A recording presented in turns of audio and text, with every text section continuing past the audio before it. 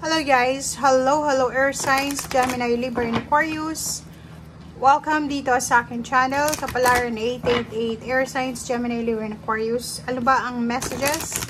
Vibration, gabay energy para sa inyong lahat. Ito ay general daily tarot reading para sa inyo. Alamin natin kung anong messages. Air Signs, Gemini, Libra, and Aquarius.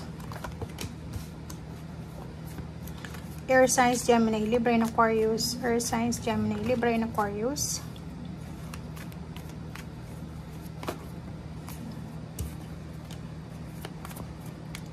Nako, mag-iingat kayo sa araw na ito. Okay. So, sa mga barahang lumabas sa'yo, nakikita ko na kailangan mong maging aware. Sa araw na ito, tingnan mo, dalawa yung negative card sa'yo. Magnanakaw to. Air Signs, Gemini, Libra, and Aquarius. Nako. Kung makikita mo dito, isang unexpected na pera ang posibleng parating sa'yo. Pwedeng galing yan sa boss mo or sa mayaman, sa isang privileged na individual. Kaso lang, yun lang ang problema. Ingat ka kasi it's either meron ditong medyo bata pa sa'yo or pwedeng relationship mo to na gustong kunin kung ano itong matatanggap mo na income or pera. Comment down below guys. Comment down below. If ever man nagta-travel ka sa ngayon, mag-iingat ka sa mga papeles na dala mo.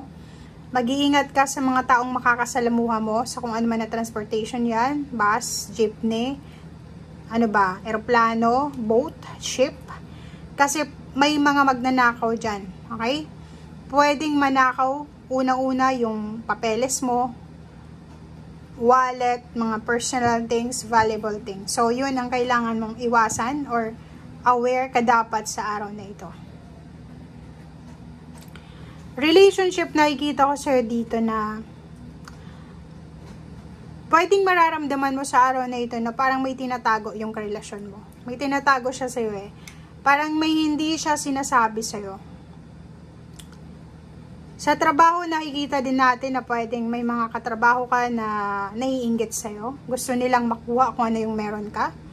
Posisyon, possession, treatment ng mga boss or ano pa man. May iba din sa'yo dito na naghihintay kayo ng pamasahe siguro.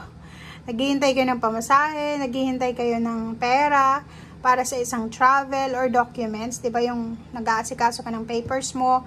And ngayon, siguro sa araw na ito, nakapag-desisyon ka na.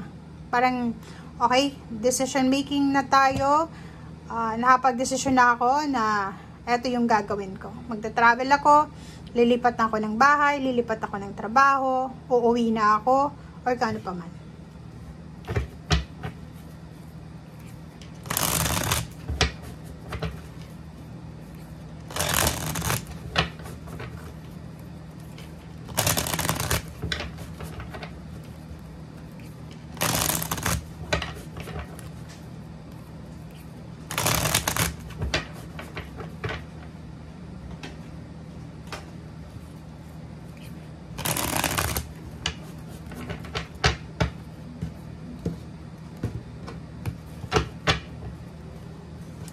Okay, air signs. First card.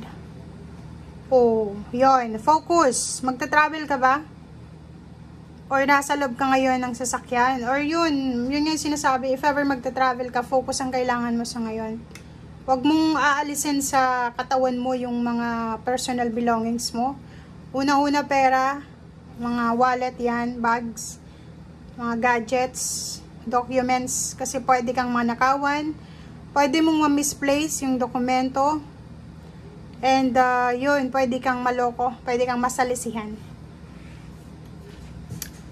Okay, wow. Isang travel, isang paglilipat, isang matagal mo nang pinaplano na palaging nahahang ang posibleng matutuloy na. Nakikita natin dito na magkakaroon ng balanse ang iyong financial. Parang sinasabi ng baraha sa'yo dito na magkakaroon ng balanse yung financial mo. And siguro sa araw na ito, sobrang saya etong nararamdaman mo. Nakikita ko yung paglilipat dito. Pwedeng may lilipat ng bahay, buong pamilya sila. Pwedeng buong pamilyang magta-travel, aalis sa lugar na hindi maganda or sa lugar na sobrang stagnant. Maraming mga pagsubok, 'di ba? Like for example, nasa isang lugar ka, isang bahay, isang trabaho, na parang punong-puno ng pagsubok siya.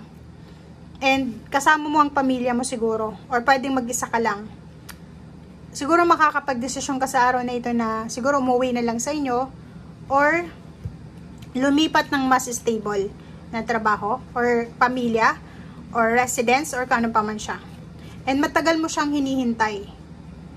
Oh, 'di ba? It's a triple confirmation. Nandito yung Seven of Swords. Nako, 1, 2, 3. Tatlo yung baraha na may manluloko dito. Manluloko, manggagancho, magnanakaw, scammer. Nako, ingat-ingat ka. Mag-iingat ka talaga sa araw na ito. Okay? Nakikita ko sa'yo dito na may iba sa inyo dyan na pwedeng ma-promote. May ma-offeran sila ng trabaho. 'Di ba? May mag-o-offer sa inyo ng trabaho. It's either mataas na posisyon sa trabaho, pero kailangan mong lumipat ng tirahan. Pwedeng ilalagay ka sa probinsya. Pwedeng ilalagay ka sa mga branches na malayo sa kabihasnan. Pero boss ka doon, 'di ba? So ingat-ingat kayo sa Capricorn, lalo na sa pamilya kasi may mga Capricorn sa paligid nyo, air signs, Gemini, Libra, and Aquarius na pwedeng maging sagabal sa mga emotional fulfillment na minamanifest mo. So ibig sabihin, if may mga good news kayo sa buong pamilya, may mga celebration kayong pinaplano, travel, movement, or kung ano pa man, lalo sa usaping pera, huwag nyong isasali yung Capricorn. Okay, so nakikita natin dito yung may paparating dito na selebrasyon. Kasi yun nga, pwedeng na-promote ka, tumaas yung posisyon mo sa trabaho, or isa sa kapamilya mo ay malapit ng manganak or nanganak na siya, ma-reunion, merong birthday celebration, may graduation. So, parang nakikita natin dito na may malapit na okasyon na mangyayari. And yun yung parang excited ka. Financially, nakikita ko sa'yo dito na excited ka talaga. Kasi feeling mo, alam mo, di ba, pag may parating na pera, nararamdaman minsan makati yung palad natin. Or parang feeling mo, may darating sa akin eh. Hindi ko alam, pero parang sa instinct ko, sa intuition ko, nararamdaman ko. So, excited ka dito. It's either may darating na pera, literal na pera, or pwedeng may darating na offer ng trabaho, new job, or posibleng emotional offer, or posibleng peace of mind. Okay? So, yan guys ang sinasabi ng baraha. Maraming salamat. See you again. Bye!